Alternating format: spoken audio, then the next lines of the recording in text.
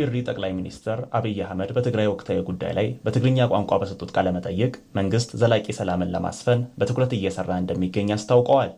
መንግስት በትግራይ ክልል ሰላም እንዲሰፍንና ዳግም ጦርነት እንዳይከሰት ጽኑ ፍላጎት እንዳለውም ገልጸዋል። የህወሓት ቡድን ግን ከ50 ዓመት በፊት በነበረ ኋላ ቀር አስተሳሰብ የታሰረና ለውጡን ለመቀበል ፍላጎት የሌለው ድርጅት በመሆኑ በአሮጌ መንገድ መጓዝ ምርጫው አድርጓል ያሉት ጠቅላይ ሚኒስትሩ ይህም ለግጭት እንደዳረገው አንስተዋል። አብናይ ቅድም 50 ዓመት ደህር ክልስ ሐሳብ ተሸክሉ ከነበር ጸነዩ የህወሓት ቡድን ከ50 ዓመት በፊት በነበረ ሐሳብ ተቸንክሮ የቆየ ነው። ትንሽ እንኳን በሐሳብ ለመቀራረብ ዝግጁ አልነበረም። የ19ኛው ክፍለ ዘመን ኮሚኒስታዊ አስተሳሰብን ነክሶ አለቀም አለን። ባጭሩ የሞተ ሐሳብ፣ ለህዝባችን ጥቅም የሌለው ሐሳብ፣ ለራሱም የማይጠቅም ሐሳብ ይዞ እንደ መሽገር ተጣብቆ ቀረም። በዚያን ጊዜ ከወቅቱ ጋር አብረን እንጓዝ ያልነውን የለውጡን ኃይል ዋነኛ ጠላት አድርጎ ሊያጠፋው ፈለገም። ያ የለውጥ ኃይል የፈጠረው ግን የማይቀመስ እሬት መሆኑን አስመሰከረም። እነሱ በቀላሉ ፍላጎታችን ለመጫን አስበው ነበር። ይህ አልተቻለም። ስለሆነም ከለውጡ ኃይል ጋር ከመስራት ይልቅ ጦርነትን፣ ውጊያን፣ ጥፋትን መረጡ። እናም ወደማያስፈልግ ግጭት ገባን።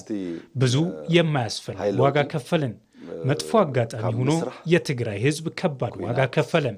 ላም እሳት ወልዳ እንዳትልሰው እሳት ሆነባት፣ እንዳትተወው ልጅ ሆነ እንደሚባለው በዚህ ቆሞ ቀረ ኃይል ምክንያት ህዝብ የማያስፈልግ ዋጋ ከፈለም።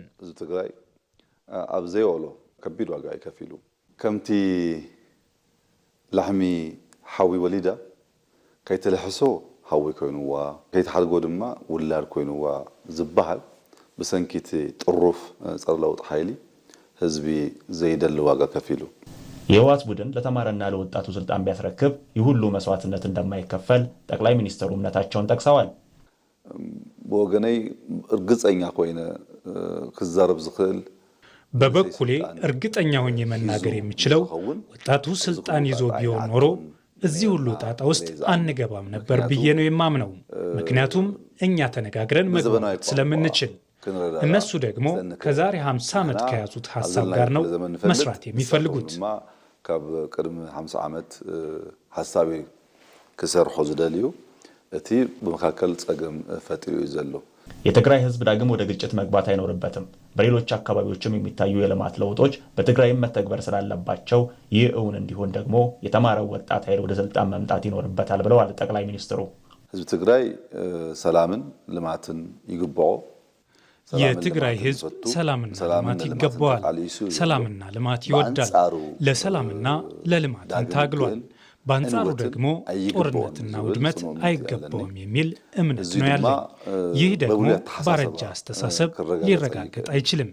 ስለዚህ ስልጣን የህዝብ ነው። ስልጣን በተማሩ ወጣቶች እጅ መግባት አለበት የሚል እምነት አለኝ።